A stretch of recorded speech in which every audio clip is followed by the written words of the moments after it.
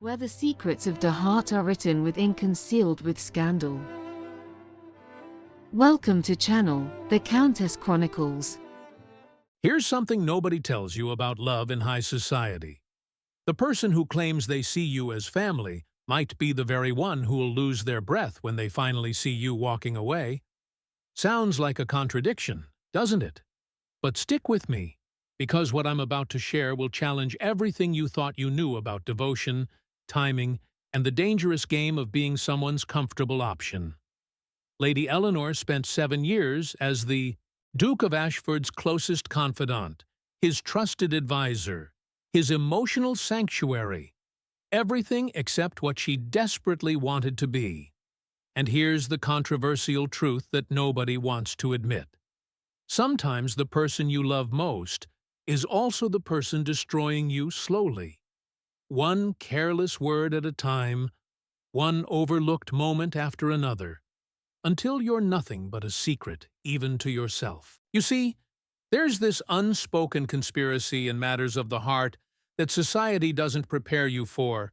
The person who takes you for granted will suddenly discover your value the moment you're no longer available to them. It's almost comical how predictable it is.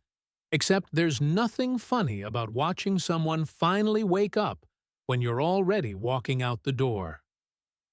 Eleanor learned this truth the hard way, through ballrooms filled with beautiful strangers, through midnight, tears hidden behind powder room doors, through the slow disappearance of her own identity as she orbited around a man who couldn't see past his own comfort.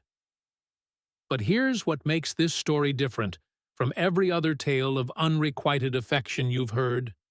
This isn't about winning him back, about making him jealous, about finally getting the fairy tale ending after years of suffering. No, this is about something far more radical and, frankly, more difficult. Choosing yourself when the person you've loved for years finally offers you everything you've ever wanted. The enigma at the heart of this story isn't whether the Duke eventually realized what he'd lost. Of course he did. They always do.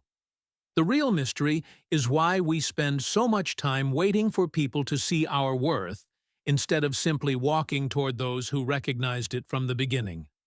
Eleanor's journey from devoted friend to empowered woman choosing her own happiness will reveal uncomfortable truths about love, timing, and the price we pay for making ourselves endlessly available to people who treat us like convenient options.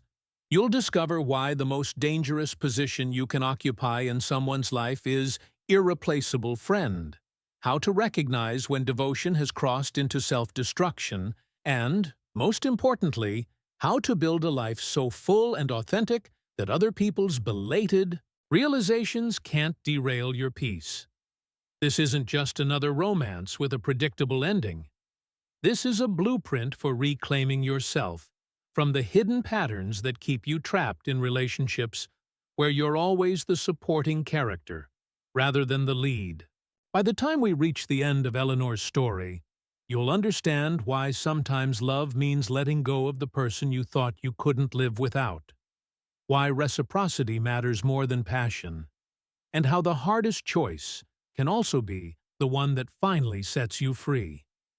Fair warning, though, this story might make you uncomfortable because it'll force you to examine your own relationships, your own patterns of accepting less than you deserve, your own tendency to wait for someone to choose you instead of boldly choosing yourself. But that discomfort?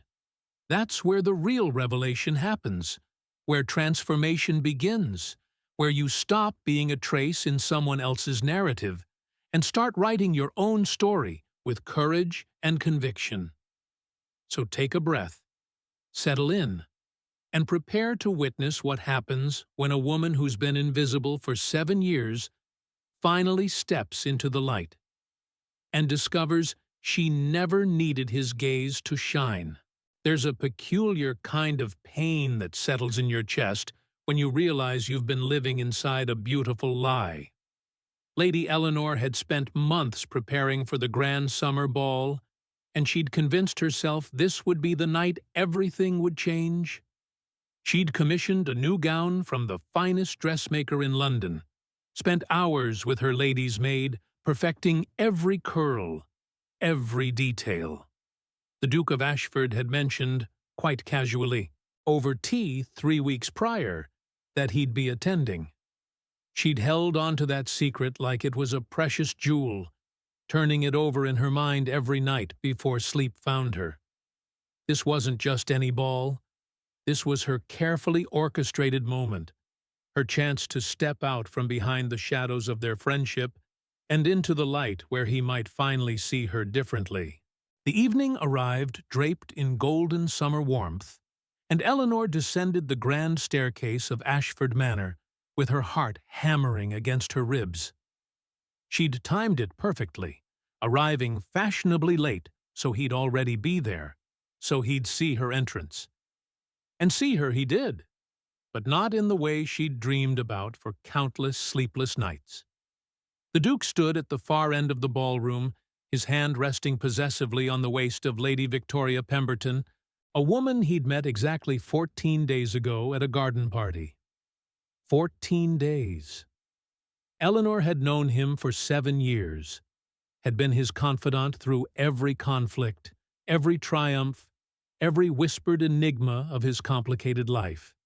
Yet here he was, introducing this stranger to the gathered nobility as if she were something precious, while Eleanor remained invisible in her corner, clutching her dance card like it meant something.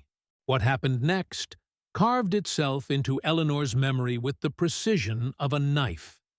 The Duke caught sight of her across the crowded ballroom, and his face brightened with that familiar, comfortable smile, the one reserved for old friends, for safe harbors, for people who asked nothing of him. He guided Lady Victoria through the sea of silk and jewels until they stood before Eleanor, and then he spoke the words that would haunt her. "Lady Victoria, allow me to introduce Lady Eleanor. She's been like a sister to me since we were children." A sister.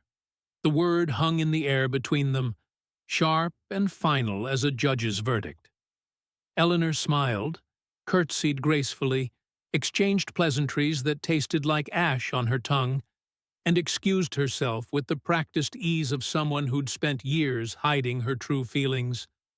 She found refuge in the powder room, where she finally allowed the tears to fall, her carefully applied rouge running in rivers down her cheeks. But the real devastation, the moment that truly broke something fundamental inside her, came an hour later. Eleanor had composed herself, fixed her face, and returned to the ballroom with her mask firmly in place. She positioned herself near the terrace doors, nursing a glass of champagne she couldn't taste when she saw them. The Duke was leading Lady Victoria onto the dance floor for the waltz, his hand at her waist, his eyes locked onto hers with an intensity Eleanor had witnessed 100 times before, directed at other women, other faces, other hearts that weren't hers. The way he smiled at Lady Victoria, the way he leaned in to whisper something that made her laugh, the tender trace of genuine affection in every gesture. It was everything Eleanor had fantasized about, playing out before her eyes like a cruel theater production where she'd been cast as the eternal spectator. In that crystallized moment, as the orchestra swelled and the couple turned gracefully across the polished floor, Eleanor understood with devastating clarity that she would never be more than the comfortable friend, the confidant, the woman who watched his love story unfold from the margins. That night stretched into eternity as Eleanor maintained her composure through sheer force of will. She danced when asked, laughed at appropriate moments, played her role with the expertise of a seasoned actress. But inside, a quiet revolution was taking place. As she watched the Duke kiss Lady Victoria's hand at midnight, as she observed them slip away toward the moonlit gardens with barely concealed desire, something shifted. the silence in her own heart grew louder than the music, louder than the chatter of the assembled guests. She'd spent years feeding herself scraps from his table. A kind word here, a shared laugh there, the occasional afternoon ride through Hyde Park. And convincing herself it was enough. But standing there in her beautiful gown that he'd barely noticed, Eleanor finally admitted what she'd been denying. She was starving, and these crumbs would never satisfy the hunger that consumed her. Think about it this way. When you're famished and someone offers you the tiniest morsel of bread, it doesn't ease your hunger. It just reminds you how desperately empty you are, how the gnawing ache has become your constant companion. That's what the Duke's friendship had become for Eleanor, a beautiful torture that highlighted everything she didn't have. Every time he sought her counsel about another woman, every time he trusted her with his secrets, while sharing his passion with someone else, it was like being offered a single drop of water in a desert. The kindness of it somehow made the deprivation worse. She'd convinced herself for so long that being close to him in any capacity was better than nothing. That proximity to his light was enough, even if she remained in shadow. But that night, watching him disappear into the garden with Lady Victoria's hand in his, Eleanor felt the truth settle over her like a heavy cloak. She was dying slowly, and the thing killing her was the very thing she'd been clinging to for survival. As the clock struck 2 and the ball began to wind down, Eleanor stood alone on the terrace, the summer breeze carrying the scent of roses and the distant sound of laughter. She could see the Duke and Lady Victoria returning from the gardens, their faces flushed, their hands intertwined, their bodies radiating the kind of intimacy that comes after shared kisses and whispered promises. The mystery of what she'd do next hadn't fully formed yet, but one thing crystallized, with absolute certainty. She couldn't continue like this. She didn't know how she'd extract herself from the orbit she'd been circling for 7 years. Didn't know how to stop loving someone who'd become as essential to her as breathing. But she knew, with the kind of bone-deep knowledge that changes everything, that she had to try. Something had to change, because the alternative, spending the rest of her life as a supporting character in his romantic adventures, was a fate worse than any disappearance she could imagine. The carriage ride home through London's sleeping streets felt different somehow, charged with a strange new energy that Eleanor didn't quite recognize yet. It wasn't anger, though there was some of that simmering beneath the surface. It wasn't resignation, though she'd felt plenty of that over the years. It was something else entirely, a whisper of possibility, a dangerous thought taking root. What if she stopped waiting? What if she stopped making herself available for his every need while neglecting her own? What if, and this was the most forbidden thought of all, what if she started living her life as if he didn't exist?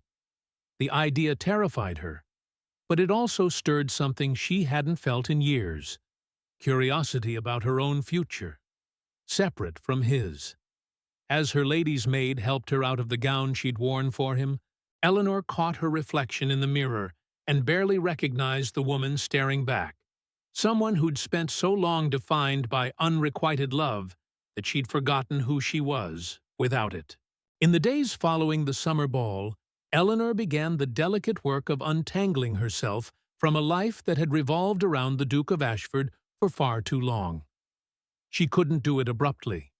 That would raise questions, invite concern, perhaps even draw him closer in that suffocating way friends do when they sense something's wrong. No, this had to be surgical, precise, a gradual withdrawal that would feel natural to everyone but her. She started by declining his usual Tuesday afternoon rides through the park, citing a sudden interest in watercolor painting that required her attention. When he sent notes requesting her presence at his estate for their customary evening discussions about literature and philosophy, she responded with polite regrets. A headache here, a prior engagement there, a family obligation that simply couldn't be avoided. Each excuse felt like a small betrayal, but also strangely like an act of self-preservation, as if she were finally choosing herself after years of choosing him. The codes of their friendship had been written over 7 years, an intricate language of inside jokes and shared memories that bound them together. Breaking those patterns required conscious effort, like learning to write with your opposite hand. Eleanor stopped being the first to arrive at social gatherings where she knew he'd be present. She no longer sought him out across crowded rooms with her eyes, no longer positioned herself strategically near him at dinners and balls. When mutual friends mentioned his name in conversation, she trained herself to appear only mildly interested, rather than hanging on every word like she was hearing revelation from the heavens. It was exhausting, this performance of indifference, but with each passing day, it became slightly easier. The Duke, meanwhile, seemed entirely oblivious to her absence, too consumed with Lady Victoria to notice that his closest friend had begun to fade into the background like morning mist under the rising sun. What struck Eleanor most painfully during those first weeks wasn't his pursuit of Lady Victoria. She'd watched him fall for other women before, and survived it. No, what cut deepest was his complete failure to notice her absence. She'd always told herself that she mattered to him, that even if he didn't love her romantically, their friendship held real value in his life. But as days turned to weeks, with barely a concerned letter or an insistent visit, the truth revealed itself with cruel clarity. She'd been convenient, not essential. A comfortable presence he'd taken for granted, assuming she'd always be there whenever he needed counsel or companionship. The hidden pain of this realization nearly broke her resolve several times. She'd pick up her pen to write him, her fingers trembling with the need to reach out, to restore the familiar patterns. But then she'd remember the way he'd looked at Lady Victoria, and she'd set the pen down, reminding herself that she deserved to be someone's first choice, not their comfortable fallback. So Eleanor did something revolutionary. She turned her attention inward for the first time in years. She'd neglected herself so completely while orbiting around him that she'd become a stranger to her own desires, her own dreams. She began accepting invitations she would have previously declined because they conflicted with his schedule. She attended the theater with her cousin Margaret, spent long afternoons in the library reading novels she chose for her own pleasure rather than so she could discuss them with him. She even began taking morning rides through Hyde Park at dawn, a time she knew he never ventured out, reclaiming that space for herself. There was a Lord Edmund Hartley, a kind gentleman who'd been expressing interest in her for months, interest she'd politely deflected because her heart had no room for anyone but the Duke. Now, when Lord Hartley requested permission to call on her, Eleanor surprised herself by saying yes, not because she felt passion for him, but because she needed to remember that other men existed, that someone might actually value her attention as the enigma worth solving. The transformation happened slowly, like ice thawing after a long winter. Eleanor started attending charitable society meetings she'd always been too busy for, began hosting her own small gatherings rather than waiting for invitations to his. She commissioned new gowns not to catch his eye, but because she wanted to feel beautiful for herself.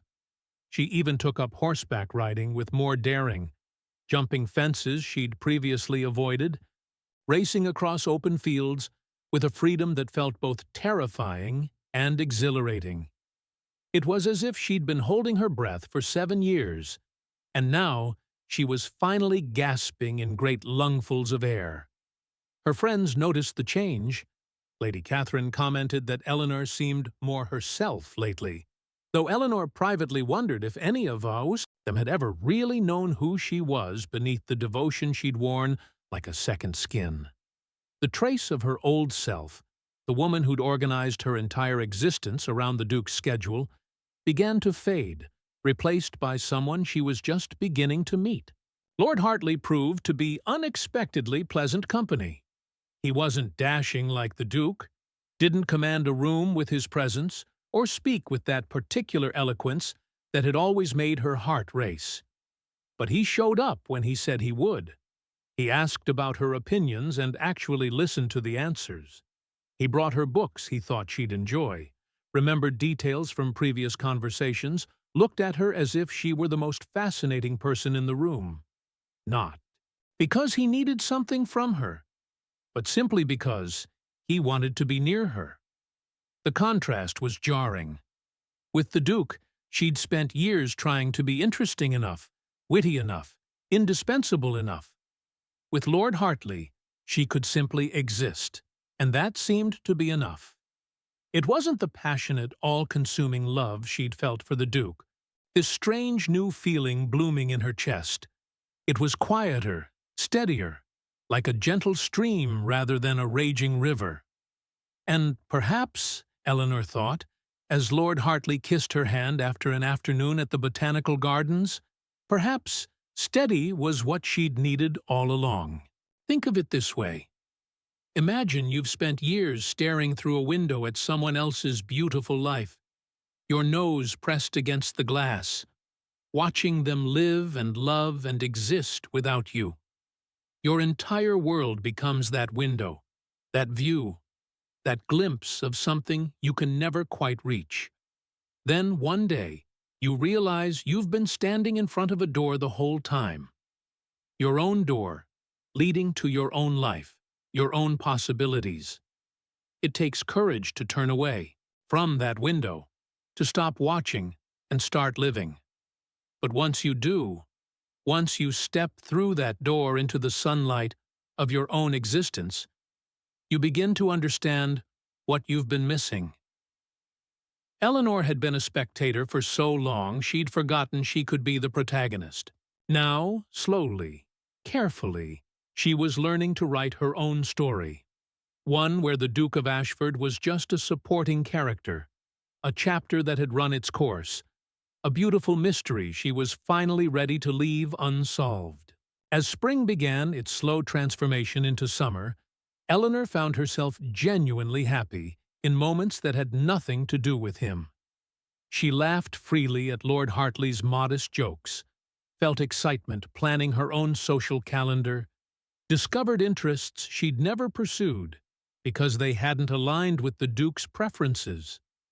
The weight she'd been carrying, the constant hoping, the perpetual disappointment, the exhausting performance of being the perfect friend while dying inside, began to lift.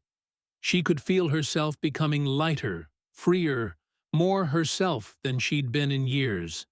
And if sometimes, late at night, she still thought about those 7 years of loving someone who couldn't love her back, she told herself it was just the silence of old habits dying, the ghost of a former self saying goodbye. The woman she was becoming had no room for ghosts. She was too busy learning to live. Nearly 2 months passed before the Duke of Ashford truly registered the absence that had been growing in his life like a shadow at dusk. Eleanor had become so skillful in her withdrawal that it resembled a magic trick.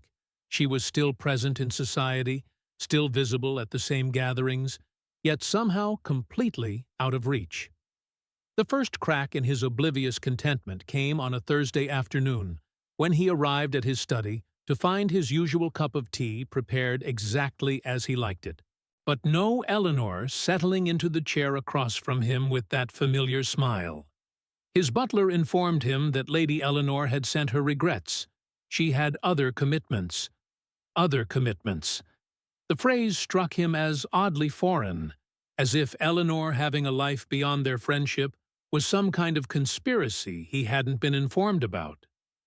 He sent a note that evening, casual and light, asking if everything was well. half expecting her usual warm response within hours. Her reply came 2 days later, and it was perfectly polite, yet strangely hollow. "My dear Duke, all is well, simply swept up in the social season's demands. Do give Lady Victoria my regards." That was it. 3 sentences where she would have normally written 3 pages, sharing observations about the latest scandal or asking his opinion on some philosophical matter. No inside jokes, no references to their shared history, no warmth bleeding through the carefully chosen words. He read it twice, then a third time, searching for the secret meaning beneath the formal politeness, but found nothing. When he mentioned it to Lady Victoria over dinner, she merely shrugged and said something about women being fickle creatures, then steered the conversation back to their upcoming weekend at her family's estate. But the discomfort lingered in the Duke's chest, like an undigested meal. Though he couldn't quite name why Eleanor's distance bothered him when he barely had time for her anyway. The invitations he extended over the following weeks were all politely declined. A ride through the park? Eleanor had promised her cousin she'd help with charitable work. Dinner at his estate? She had prior engagements with Lord Hartley, a name the Duke barely recognized, but suddenly seemed to appear in every one of her excuses. The opera, where they'd maintained a tradition of attending together for 3 seasons? She'd already secured a box with other friends, though she hoped he'd enjoy. The performance with Lady Victoria. Each refusal was courteous, reasonable, completely unassailable, yet they accumulated like stones in his pockets, weighing him down with something that felt uncomfortably like loss. He found himself looking for her at social gatherings now, that comfortable anchor he'd always been able to find in any crowded room, only to discover she'd mastered the art of being present yet invisible, slipping away before he could catch her attention. Then came the evening that shifted everything, the night Lady Victoria ended their courtship over champagne in his drawing room. She'd met someone else, she explained with surprising candor, a Scottish lord who'd swept her off her feet with his passion and romantic declarations. "You're wonderful, truly," she said, touching his hand with genuine affection. "But you've never really been present with me, have you? Your body was here, but your heart always seemed elsewhere, like you were waiting for someone to notice you were missing." The words struck him oddly, planted themselves in his mind as he watched her leave. That night, alone in his study with a glass of brandy, he did something he hadn't done in months. He thought about Eleanor, not as an afterthought or a convenient companion, but really thought about her. Where was she? What was she doing? And why did his chest tighten with something close to panic at the realization that he genuinely didn't know anymore? He tried to reach out to her the next morning, his pride somewhat wounded, but more than that, genuinely missing her presence. He showed up at her townhouse unannounced, only to be told by her butler that Lady Eleanor was out riding with Lord Hartley and wasn't expected back until evening.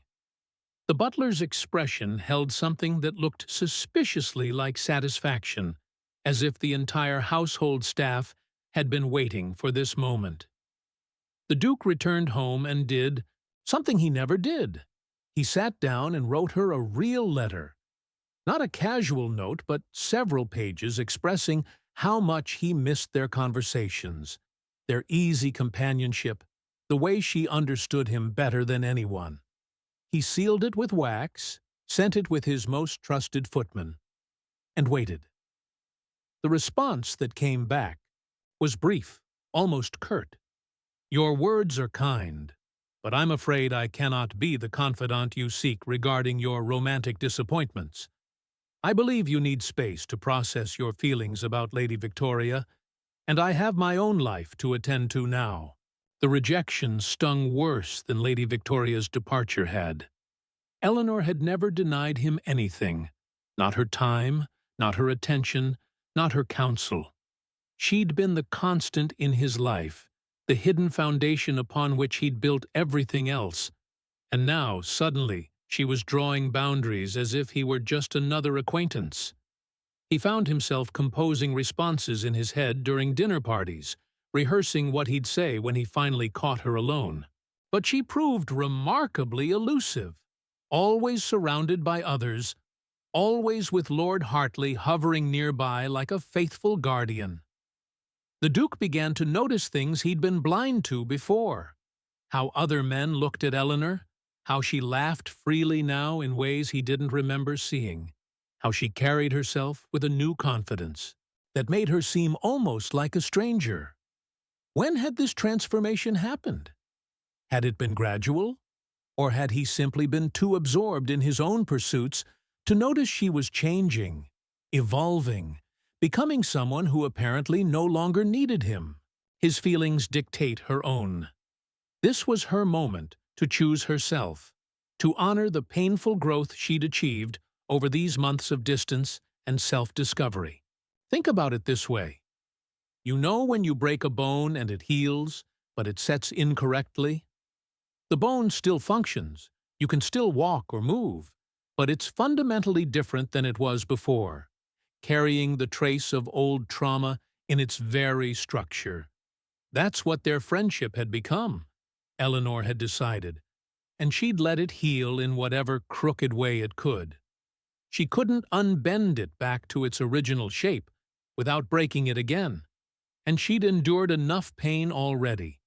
The Duke was beginning to sense this shift, this permanent alteration in their dynamic, though he couldn't quite grasp its full implications. All he knew was that the easy access he'd once had to Eleanor's time, her thoughts, her presence, all of it had vanished like morning fog, leaving him grasping at empty air and wondering when exactly he'd lost something he hadn't realized he was holding. The silence between them grew heavier with each passing week, filled with all the things they weren't saying, all the questions he wanted to ask but couldn't quite formulate. Why had she pulled away? What had changed? And why did the thought of her building a life that didn't include him make him feel like he was suffocating slowly, losing air one breath at a time? These questions haunted him in quiet moments, but he had no answers, and Eleanor showed no signs of providing them. She'd closed a door he hadn't known existed, and he was only now realizing he'd been standing on the wrong side of it all along, in a hallway that suddenly felt very cold and very lonely. While the Duke of Ashford grappled with Eleanor's absence, Lord Edmund Hartley had become an unexpected constant in her life. What had begun as polite afternoon calls had evolved into something neither of them had quite planned. Morning rides through Hyde Park, long dinners where conversation flowed effortlessly, evenings at the theater where he'd lean close to whisper observations that made her laugh. It wasn't the passionate, all-consuming obsession she'd felt for the Duke, that fire that had burned her from the inside out for 7 years. This was different, steadier, gentler, like a warm hearth on a winter evening rather than a wildfire. Lord Hartley looked at her as if she were an enigma worth dedicating his life to solving, asked questions about her thoughts, and actually waited for answers, made plans with her, and then showed up exactly when he said he would. The reliability of it was almost shocking after years of being someone's convenient option. What surprised Eleanor most was how safe she felt in Lord Hartley's presence. There was no constant calculation, no monitoring of her words to make sure she remained interesting enough, attractive enough, indispensable enough. She could simply exist, could share her opinions without fear they'd make her less appealing, could admit vulnerability without worrying he'd see her as weak. When she mentioned enjoying Gothic novels, he didn't mock her taste. He showed up the next week with a first edition of The Castle of Otranto he'd tracked down specifically for her. When she expressed interest in astronomy, he arranged for them to use his cousin's telescope on a clear night, staying up until dawn helping her map constellations. These weren't grand gestures designed to impress. They were quiet acts of attention that said, "I see you, I hear you, I want to know more." The revelation that someone could care for her without her having to earn it constantly felt almost revolutionary. They'd been courting for 3 months when Eleanor made a decision that would alter everything. She was attending Lady Catherine's garden party, laughing at something Lord Hartley had said, when he pulled out a small camera, one of those new photographic devices that had become fashionable among the wealthy. "Would you allow me to capture this moment?" he asked, his eyes warm. "You look genuinely happy, and I want to remember this." They posed together, beneath a flowering magnolia tree, his arm around her waist, her head tilted slightly toward him, both of them smiling with an ease that felt earned rather than performed. Later that week, when the photograph was developed, Eleanor looked at it and barely recognized herself. This woman with light in her eyes, this person who seemed comfortable in her own skin. On impulse, she did something she'd never done before. She had the photograph published in the society pages of the London Gazette. The response was immediate and unexpected. Her closest friends sent congratulatory notes, clearly delighted to see her moving forward with her life. Lady Catherine wrote an entire letter praising Lord Hartley's character and Eleanor's good fortune. But there was one response that struck her differently. A brief note from the Duke of Ashford, delivered within an hour of the paper's publication. "A handsome couple indeed. I wish you both great happiness." The words were correct, appropriate, exactly what one would expect from an old friend. But something about the starkness of the message, the absence of his usual eloquence, made Eleanor pause. She set the note aside, refusing to analyze it, refusing to search for codes hidden in 3 simple sentences. She'd spent too many years decoding his every word, searching for meaning that wasn't there. She wouldn't fall back into that pattern now, not when she'd worked so hard to break free. What Eleanor didn't know was that the Duke had stared at that photograph in the society pages for nearly an hour. He'd studied the way Lord Hartley's hand rested on her waist, the genuine smile on Eleanor's face, the ease of their posture together. Something about it felt wrong, like seeing a familiar painting hanging in someone else's house. Technically permissible, but fundamentally disorienting. He'd composed a dozen different responses before settling on the brief, formal note he'd sent. What he'd wanted to write, what he'd crossed out repeatedly, were questions. When had this happened? How had he missed it? Why did the sight of her with another man make him feel like someone had hollowed out his chest with a dull knife? These questions felt dangerous, forbidden even. So he'd buried them beneath polite pleasantries and told himself he was simply adjusting to change. Nothing more. The following weeks saw Lord Hartley's presence in Eleanor's life become even more pronounced. He escorted her to every significant social event, had become a fixture in her family's circle, had even impressed her notoriously difficult father with his knowledge of estate management and his clear devotion to Eleanor. People had begun referring to them as a matched pair, speculating about engagement announcements that surely couldn't be far off. Eleanor found herself considering a future, with him, not with the passionate certainty she'd once imagined with the Duke, but with something perhaps more valuable: contentment, respect, genuine affection. Lord Hartley made her feel seen in ways she'd never experienced, valued her mind as much as her beauty, treated their relationship as a partnership rather than a convenience. It was enough. More than enough, actually. It was what she deserved, even if a small, stubborn part of her heart still whispered the Duke's name in quiet moments. Think about it like this.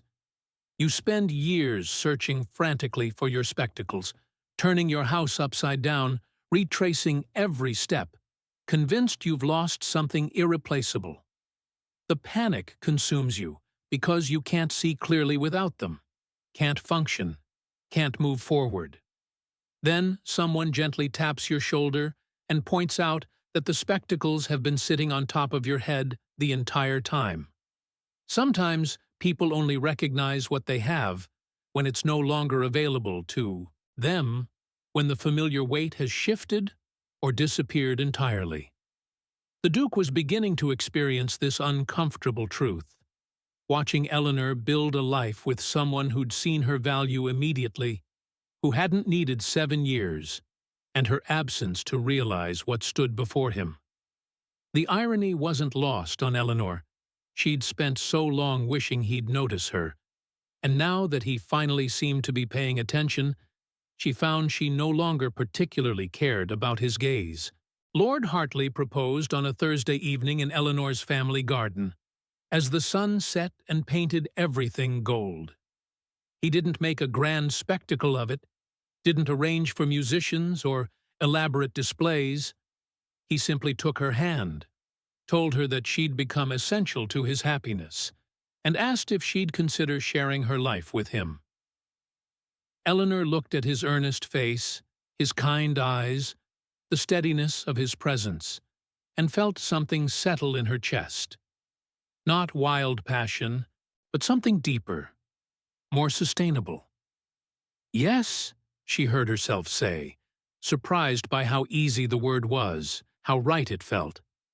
He slipped a ring onto her finger, pulled her into an embrace, and she rested her head against his shoulder, thinking that maybe, just maybe, this was what love was supposed to feel like all along. Not the desperate, aching disappearance of self she'd experienced with the Duke, but a gentle coming home to someone who'd been waiting patiently for her to arrive. 2 weeks after Lord Hartley's proposal, the Earl of Winchester announced his annual autumn ball, the most anticipated event of the season, where all of London's elite would gather in their finest attire. Eleanor knew the Duke would attend. He never missed the Winchester ball, as the Earl was one of his closest companions from university. She considered declining the invitation, but Lord Hartley had already accepted on their behalf, eager to introduce her formally to several influential members of society as his intended bride. Besides, Eleanor reasoned as her lady's maid laced her into a gown of deep emerald silk, she couldn't spend the rest of her life avoiding the Duke.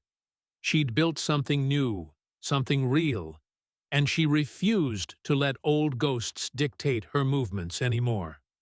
If anything, this ball would prove to herself that she'd truly moved beyond that painful chapter, that the mystery of what might have been no longer held power over her present.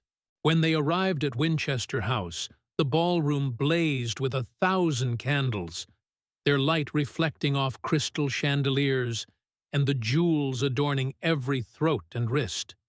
Lord Hartley guided Eleanor through the crowd with his hand at the small of her back, introducing her proudly to various lords and ladies. She was laughing at something the Countess of Surrey had said when she felt it, that peculiar prickle of awareness that comes from being watched. She glanced across the ballroom and found the Duke of Ashford standing near the orchestra, frozen mid-conversation with Lord Pemberton. He was staring at her with an expression she'd never seen on his face before, something raw and unguarded that disappeared the moment their eyes met. He said something to Lord Pemberton, then looked away quickly. But Eleanor had seen it, that flash of something that looked almost like pain, like conflict, like a man suddenly confronting a truth he'd been avoiding. Throughout the evening, Eleanor could feel his gaze tracking her movements around the ballroom. It wasn't obvious.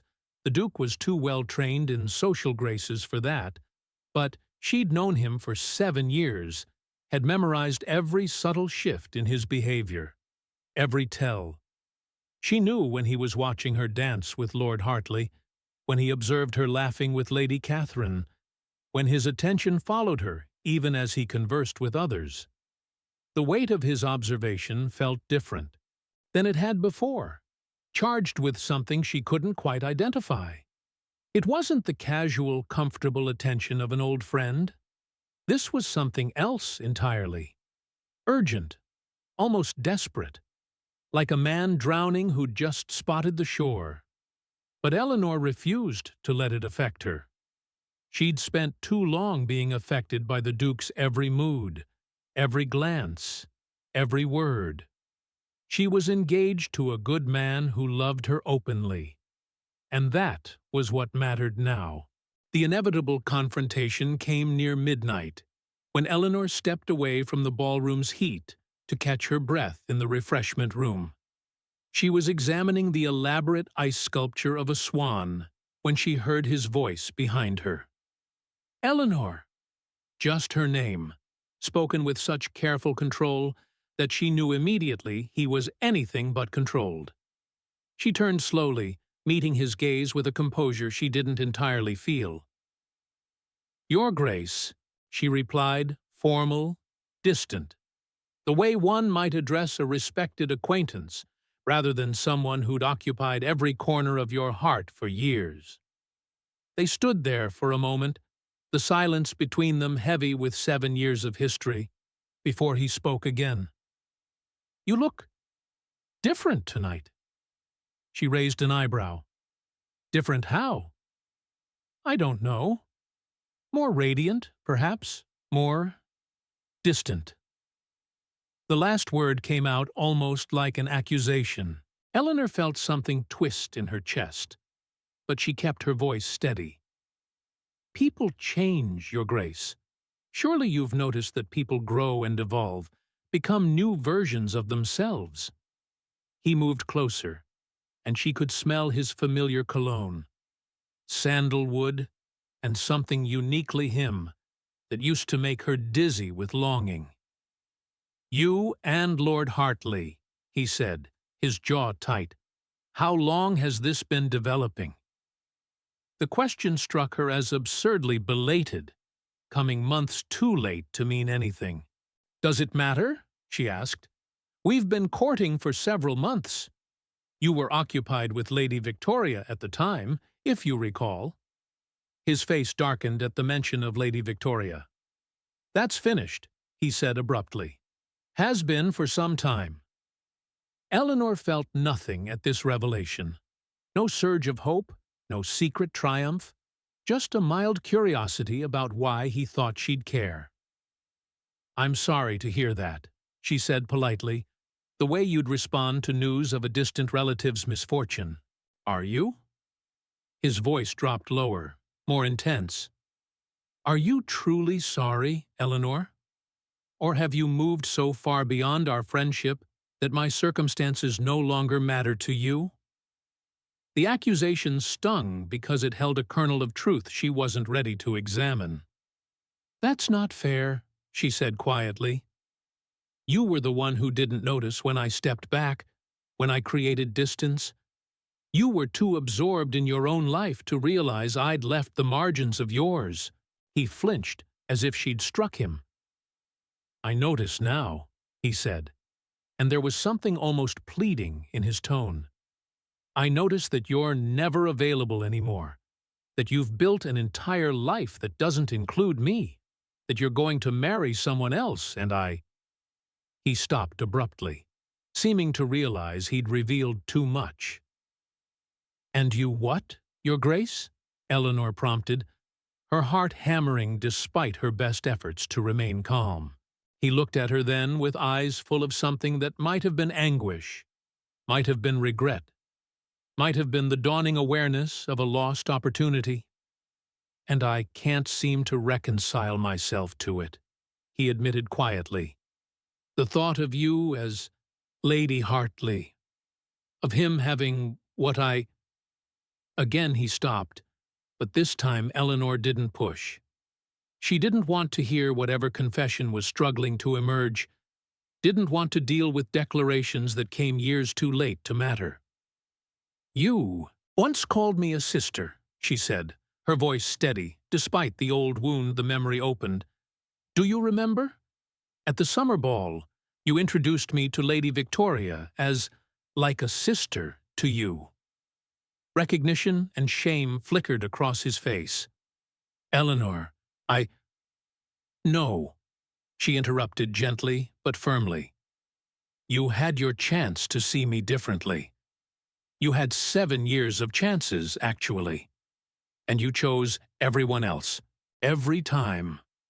So forgive me if your sudden interest, now that I'm unavailable, feels less like genuine affection and more like wanting something simply because you can no longer have it. Think of it this way. Imagine you've spent years standing beneath someone's window in the freezing cold, calling up to them, waiting for them to open the shutters and invite you in. You stand there through rain and snow and blistering heat, convinced that if you just wait long enough, if you're patient enough, they'll finally see you standing there. Then one day, you realize your feet are numb, your voice is hoarse, and you're tired of begging for crumbs of attention from someone who never even bothered to look down. So you turn around and walk away, and you find a house where the door is already open, where someone is waiting to welcome you in from the cold. And just as you're about to step inside, into warmth and safety and genuine care, you hear the window behind you finally opening. But by then, you're no longer standing beneath it. You've moved on, found shelter elsewhere, and the person in the window is left looking down at an empty street, wondering when exactly you stopped waiting. That's where Eleanor and the Duke stood now, on opposite sides of a hidden divide that his belated awareness couldn't bridge. 2 weeks after the Winchester Ball, Eleanor's household had settled into peaceful slumber, when an urgent knocking shattered the quiet at 2:30 in the morning. Her lady's maid appeared at her bedroom door, candle in hand, apologizing profusely for the disturbance. "My lady, the Duke of Ashford is downstairs. He's quite insistent on speaking with you. Says it's a matter of utmost importance." Eleanor's first instinct was to send him away. Nothing good ever came from midnight, visits driven by emotion rather than reason. But something in her maid's expression, a mixture of concern and curiosity, made her pull on her robe and descend the stairs. She found him in her father's study, disheveled in a way she'd never witnessed before. His cravat loosened, his hair disarranged as if he'd been running his hands through it repeatedly. The scent of brandy hung in the air around him, and his eyes held a wild, desperate quality that sent alarm through her chest. "Your Grace, what's happened? Is someone hurt?" Eleanor asked, genuinely concerned despite her resolve to maintain distance. He turned to face her, and the raw anguish in his expression made her breath catch. "Have you blocked me out completely?" he asked without preamble, his voice rough. "From your life, from your thoughts, from everything we once shared?" She drew her robe tighter, suddenly aware of the intimacy of this moment. Alone with him in the dim candlelight, both of them in various states of undress, the household asleep around them. "I haven't blocked you, Your Grace. I've simply moved forward with my life. There's a difference." He laughed, but it was a broken sound, empty of humor. "Is there? Because, from where I'm standing, it feels like you've erected walls so high I can't even glimpse the person I knew anymore. You've become a secret I can no longer access, a mystery with all the clues erased." Eleanor felt her composure beginning to crack, 7 years of suppressed emotion threatening to surge forward. "What did you expect?" she asked, her voice sharper than intended. "That I would remain eternally available for you to lean on whenever you needed comfort, between romantic pursuits? That I would continue playing the role of devoted friend, while you paraded woman after woman through your life, never once considering that I might—" She stopped herself, breathing hard, realizing she was about to reveal everything she'd worked so hard to bury. But the Duke moved closer, his eyes searching her face with an intensity that felt invasive. That you might what? He pressed. Finish what you were going to say, Eleanor.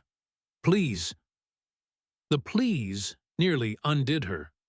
She'd rarely heard him beg for anything, and the vulnerability in that single word cut through her defenses like a blade. You've been drinking, she said instead, deflecting. You're not in your right mind. Whatever this is, whatever has driven you here at this ungodly hour, it will seem different in the morning light. He shook his head violently. No, no, I've been a coward for too long, letting things go unsaid because saying them was uncomfortable or inconvenient. But I can't anymore. Not when you're slipping away completely. Not when that ring on your finger means I'm losing you forever. He gestured at her hand, where Lord Hartley's engagement ring glinted in the candlelight. Tell me the truth. Have I truly lost you? Or is there some part of you that still— He trailed off, seeming unable to complete the thought. But the question hung between them like the trace of smoke after a candle's been extinguished, present but intangible, impossible to grasp. Eleanor felt tears prickling at her eyes and hated herself for the weakness. "Why are you doing this?" she whispered. "Why now? After all this time?" He ran both hands through his hair in frustration, pacing before her like a caged animal. "Because I've been blind, stupidly, criminally blind. Because I had you in my life all along, and I took you for granted.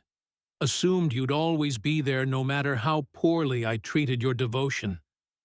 Because Lady Victoria told me something before she left. She said I was never really present with her, that my heart was always elsewhere, always waiting for someone to notice I was missing. And I didn't understand what she meant until I saw you with Hartley at the ball. Saw the way you looked at him. The way you've rebuilt your entire existence without me in it." His voice broke on the last words, and Eleanor saw tears tracking down his face. Actual tears from a man who prided himself on control, on dignity, on maintaining the proper aristocratic composure in all circumstances. "Eleanor, I can't breathe properly when I think about you marrying him," he continued, the words tumbling out in a desperate rush. "I lie awake at night imagining you as Lady Hartley, living in his estate, bearing his children, growing old beside someone who isn't me, and my chest constricts until I genuinely cannot draw air, until I think I might suffocate from the weight of what I've lost through my own stupidity. I spent 7 years searching for something I had right in front of me, chasing enigma after enigma, when the only mystery worth solving was standing patiently at my side, waiting for me to finally see her. And now that I do see you, now that I understand what you mean to me, you're engaged to another man, and I have no right, absolutely no right, to ask you to reconsider." The confession hung in the air between them, raw and painful, and Eleanor felt something inside her chest simultaneously soar and shatter. She stood there in her nightclothes, looking at this man she'd loved so desperately for so long, and felt an unexpected emotion wash over her. Not triumph, not vindication, but a profound sadness for both of them. For the time they'd wasted, for the conspiracy of circumstances and timing that had kept them apart. For the woman she'd been, who would have given anything to hear these words, and the woman she'd become who no longer knew what to do with them. "You called me your sister," she said quietly, and he flinched at the memory. "At the summer ball, you introduced me to Lady Victoria, as like a sister to you. Do you have any idea what that did to me? I had spent months preparing for that evening, convinced it would be my moment, and you reduced me to familial obligation in front of the woman you were courting. You made me feel invisible while standing right in front of you. Her voice remained steady, but tears were falling now, silent tracks down her cheeks that she made no effort to hide. "I know," he whispered, moving closer until only inches separated them. "God, Eleanor, I know. I was an absolute fool. I said it because I was trying to convince myself that what I felt for you was safe, platonic, uncomplicated. Because acknowledging anything else would have meant confronting how much power you had over me, how terrified I was of risking our friendship for something more. So I kept you at arm's length with labels and pretense, and I pursued women who couldn't truly hurt me because they didn't truly matter. But you mattered so much I couldn't even let myself consider what losing you would mean." He reached out, as if to touch her face, then let his hand fall, respecting the boundary even in this moment of desperate honesty. "I loved you, Eleanor. I think I always loved you. I was just too much of a coward to admit it until you stopped being available, until you found someone brave enough to claim you openly. Think about it this way. Imagine carrying an enormous weight on your back for years, a burden so heavy it bends your spine and makes every step agony. You've grown so accustomed to the pain that you forget what it feels like to stand straight, to move freely. Then, one day, someone offers to lift that weight off your shoulders. The relief is immediate and overwhelming, but it comes paired with a strange ache. The muscles that compensated for so long don't know how to function. Without the burden, the bones that curved to accommodate the weight resist straightening. That's what Eleanor felt listening to the Duke's confession, the relief of finally being seen, paired with the ache of realizing it had come too late to matter in the way it once would have. The woman who'd carried her love for him like that crushing weight. "I loved you too," Eleanor said finally, using past tense deliberately, watching comprehension and devastation flicker across his face. "For 7 years, I loved you with everything I had. I shaped my entire existence around you, my schedule, my interests, my hopes, my dreams. You were the sun I orbited, the axis my world turned on, and you never saw me. Not as a woman, not as someone who could love you the way I did. You had countless opportunities to notice, to ask, to wonder, but you were too comfortable with our arrangement, too content with having me available whenever you needed emotional support while you pursued passion elsewhere." She wrapped her arms around herself, suddenly cold despite the summer warmth. "Do you know what that kind of love does to a person? It hollows you out, makes you less than you should be, because you're constantly pouring yourself into someone who never thinks to pour anything back." "And now?" he asked, his voice barely audible. And Eleanor heard the question beneath the question. Was there still a chance? Could she still love him? Would she choose him if he asked? She looked at him standing there in her father's study, this man who'd occupied her thoughts for so long, and felt sadness, deep, aching sadness for what might have been if he'd been braver sooner, if she'd been stronger earlier, if the timing had ever aligned properly. "Now I'm engaged to a good man who chose me from the beginning," she said gently but firmly.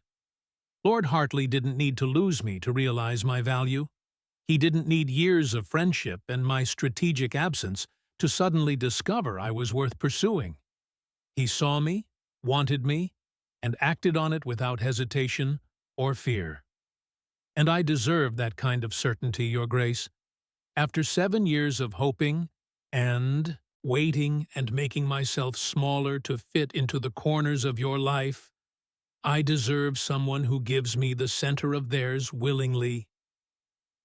The disappearance of what they might have been hung between them like a ghost, present but untouchable, a lost possibility neither could reclaim. The Duke stood motionless in the candlelit study, Eleanor's words settling over him like a death sentence he knew he deserved. His hands trembled slightly at his sides, and she watched as years of aristocratic composure crumbled away, revealing the raw human beneath the title and privilege. "I can't accept that," he said finally, though his voice lacked conviction, as if he were arguing against a verdict already passed. "I can't simply accept that I've destroyed any chance we might have had, that my cowardice has cost me the one person who truly understood me. There must be something I can do, some way to prove that I've changed, that I finally see what was in front of me all along." Eleanor felt her heart clench at the desperation in his voice, but she forced herself to remain firm. She'd spent too long being swayed by his moods, too many years letting. "You want to prove you've changed?" Eleanor asked, moving to stand near the window, where dawn was just beginning to paint the sky in shades of gray and pink. "Then prove it by letting me go. Prove it by respecting the choice I've made, the life I'm building with someone who valued me from the start. The old you, the man I loved for 7 years, would have made this moment about your pain, your loss, your sudden revelation of feeling. You would have asked me to comfort you through your regret, to absolve you of guilt while setting aside my own needs once again." She turned to face him, and her expression held both compassion and steel. "But if you've truly changed, if you genuinely love me the way you claim, then you'll want what's best for me, even if it destroys you. You'll celebrate my happiness even though it's with another man. You'll step back and let me live the life I deserve without the shadow of what might have been following me down the aisle." The Duke's face contorted with emotion, anguish, frustration, the bitter taste of consequences coming home to roost. "How can you ask me to do that?" he demanded, his voice rising slightly before he caught himself and lowered it again, mindful of the sleeping household.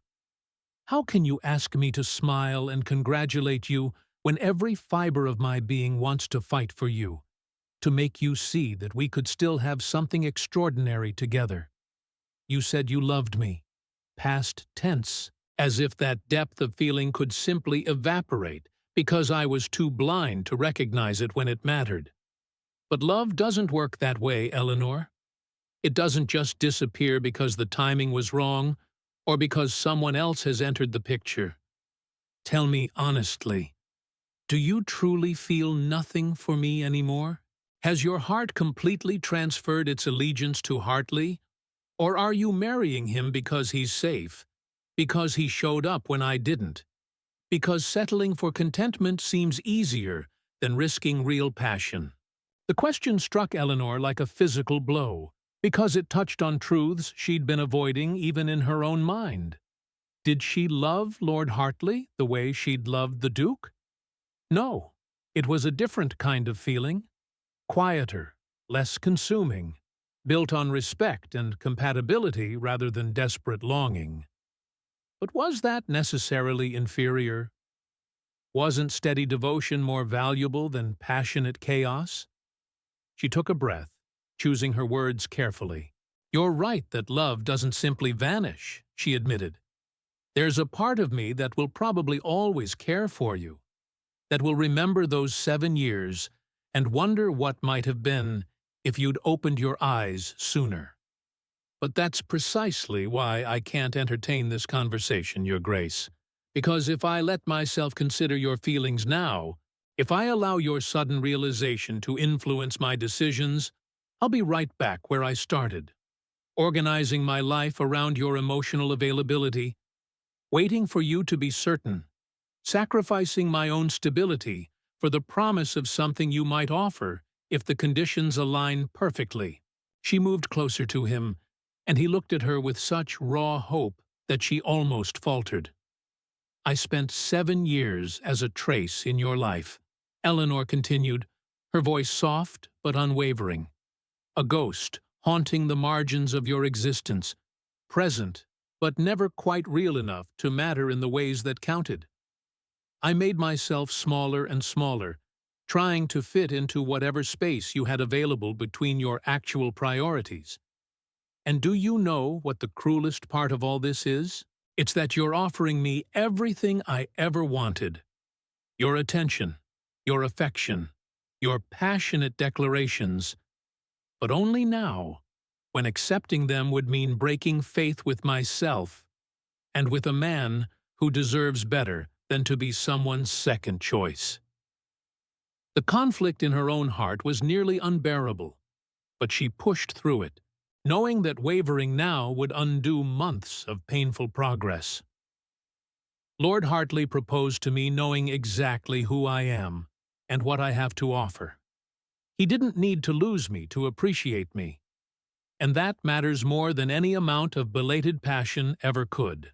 The Duke's shoulders sagged in defeat, and he lowered himself into one of the leather chairs, as if his legs could no longer support him. "I should have told you," he said quietly, staring at his hands. "That night at the summer ball, when you looked so beautiful and I felt something shift in my chest. I should have recognized what it meant instead of pushing it down, instead of introducing you to Lady Victoria as a sister to convince us both that I felt nothing dangerous. I should have been brave enough to risk our friendship for the possibility of something more. But I was terrified of changing our dynamic, of losing you entirely if you didn't feel the same way, or if romantic involvement complicated what we had.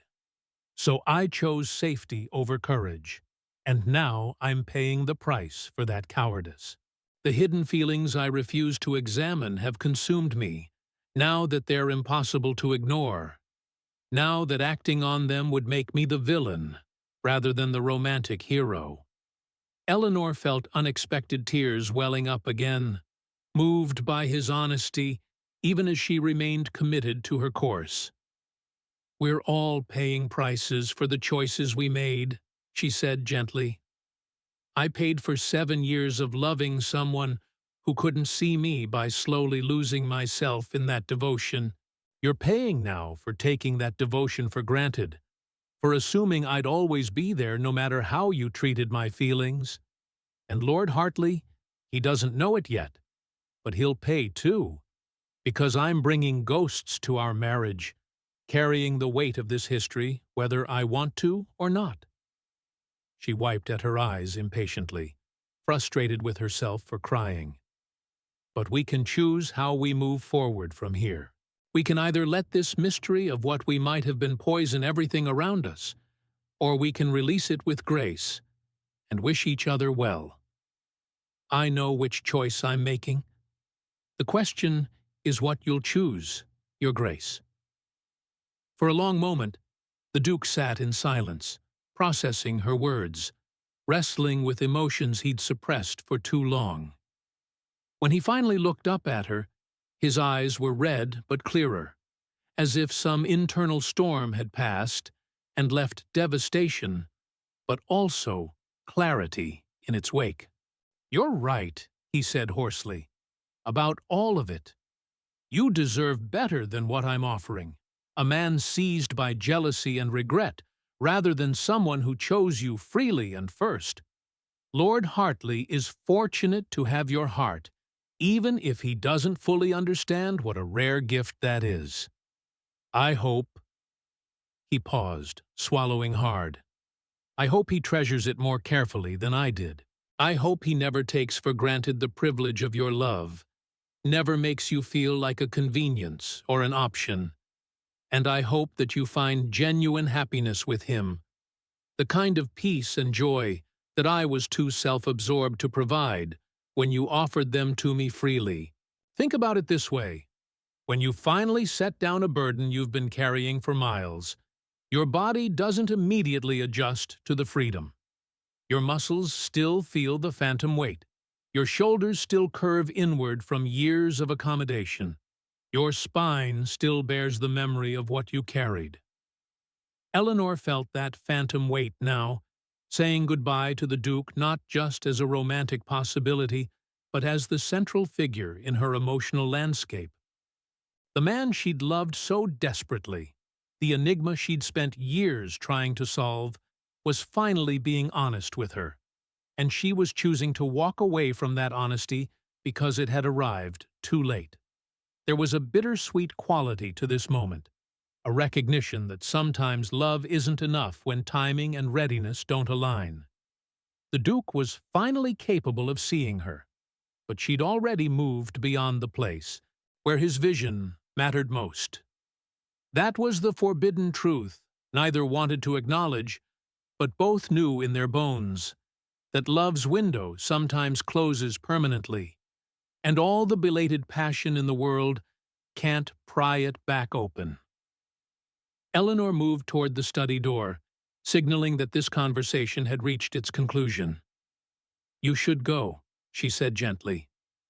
"Dawn is breaking, and the household will be waking soon. We don't need scandal added to all this pain." The Duke rose slowly, smoothing down his disheveled clothing in a futile attempt to restore some dignity to his appearance.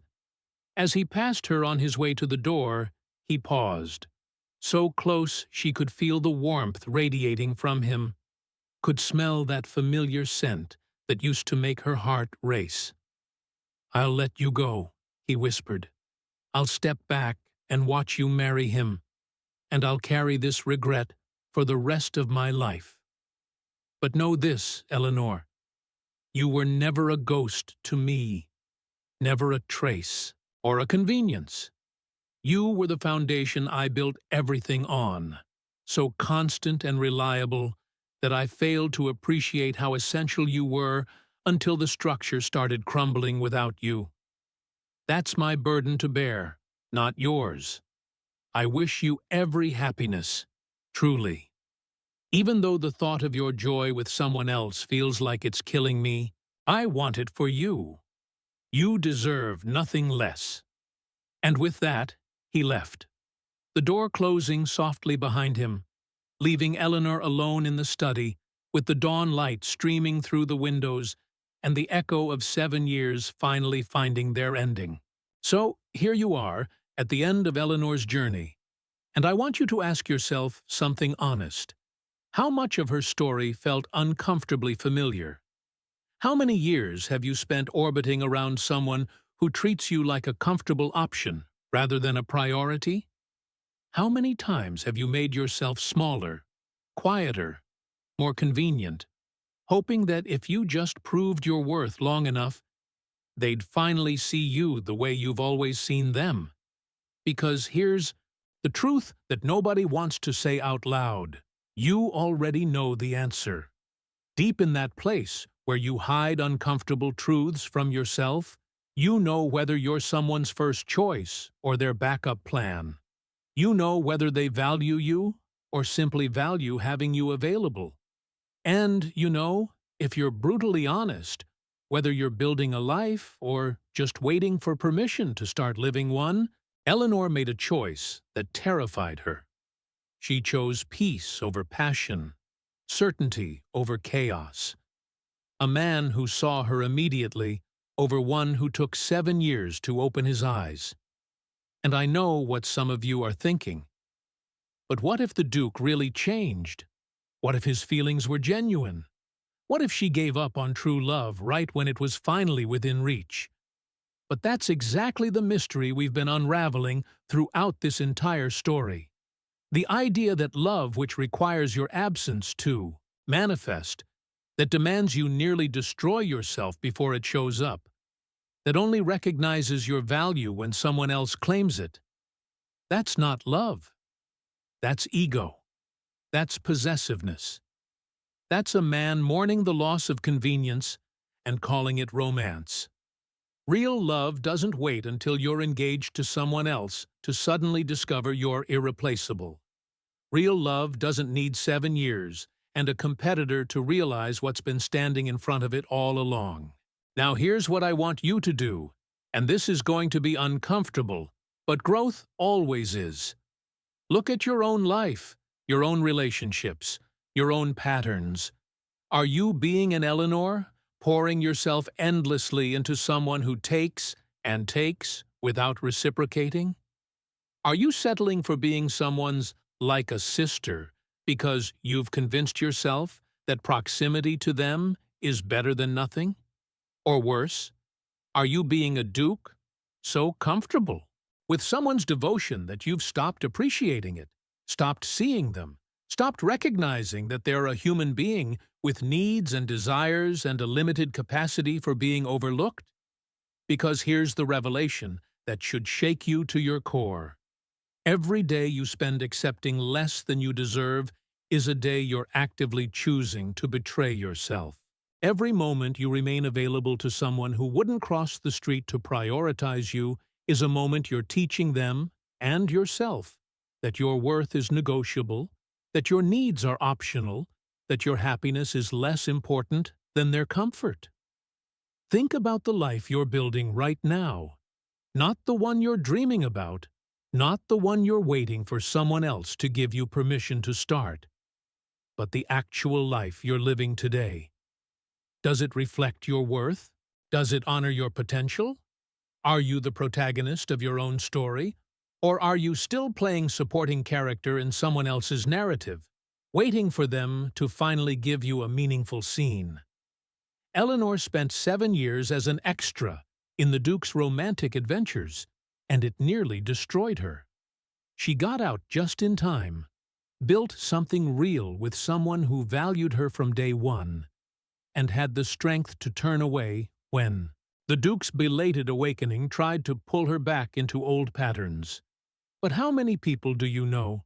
How many times have you yourself gone back to the familiar pain because it felt safer than the unknown possibility of something better? That's the forbidden comfort zone that keeps you trapped. The devil you know feels less frightening than the angel you haven't met yet.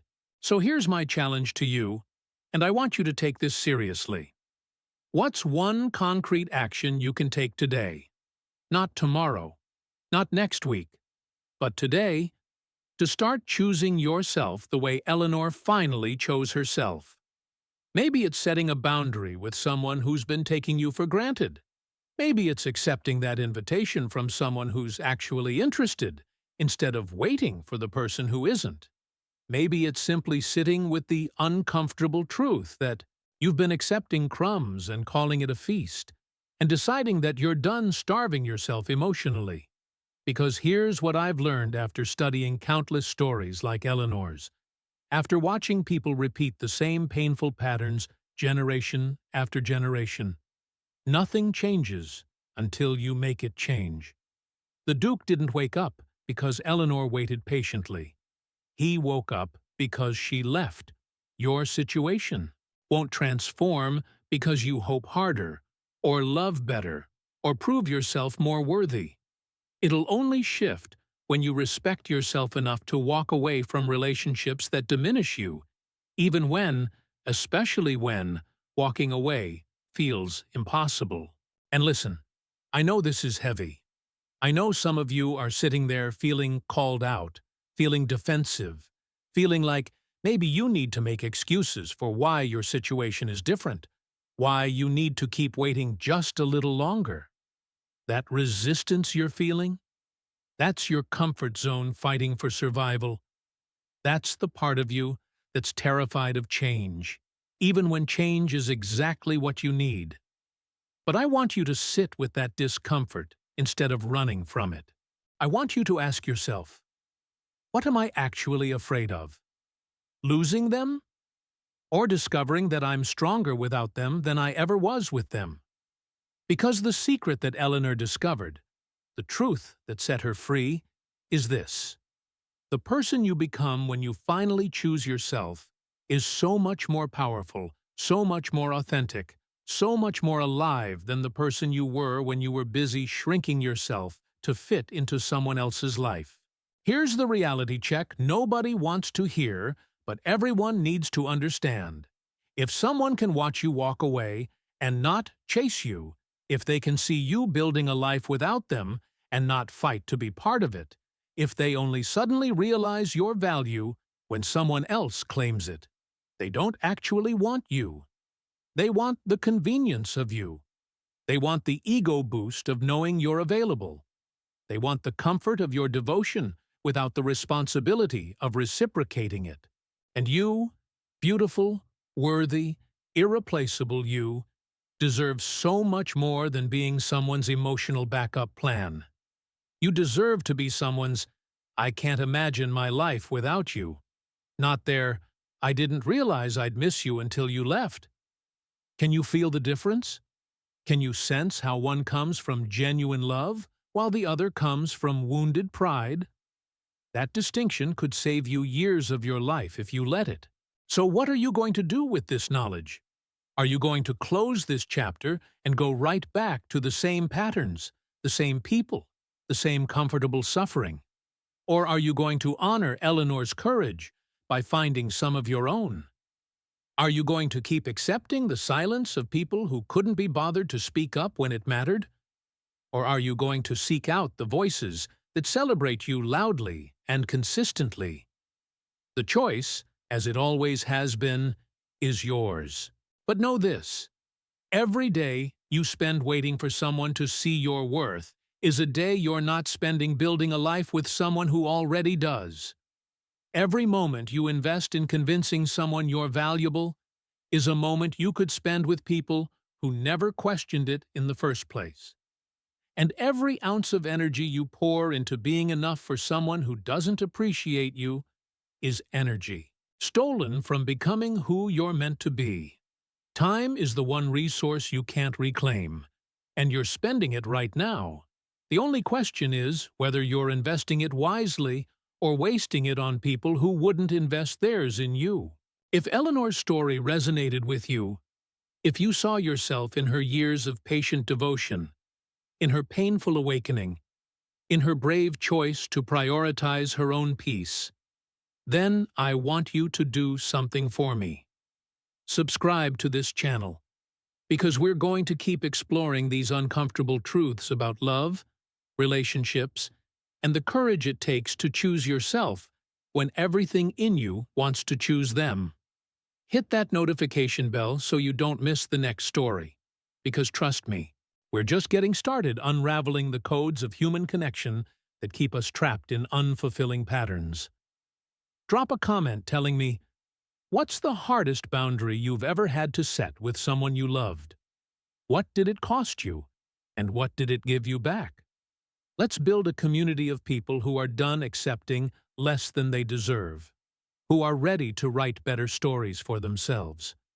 Because if there's one thing Eleanor taught us, it's that the most romantic thing you can do isn't waiting for someone to choose you.